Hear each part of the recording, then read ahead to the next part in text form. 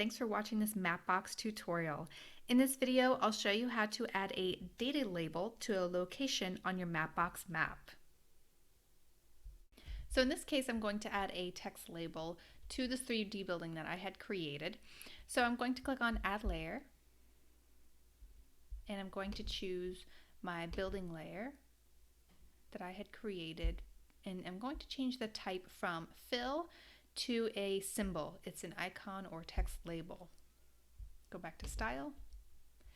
And for text field, the text that I want to show up as the label, I'm going to click on Insert a Data Field, and this brings up the features that are associated with this building. So I'm going to click on Name, and it's going to populate the name of this building. And it stays with my building as I zoom in and out. But you can notice that the styling looks a little bit strange, like it doesn't get any smaller as I zoom out. So let's style that so it looks a little bit better.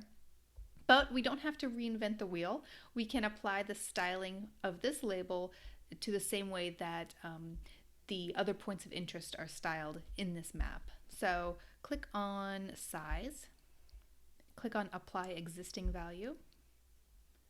And I want to style it in the same way that other points of interest are styled. So I'm going to type in POI and going to choose text size of the POI label.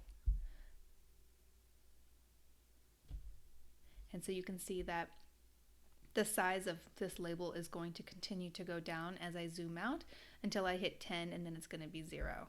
So let's look at that. So as I zoom out, it gets a little bit smaller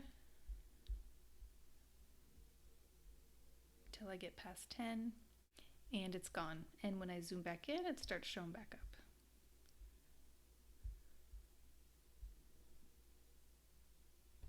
So there you go. Now you know how to add a data label to a location on your map.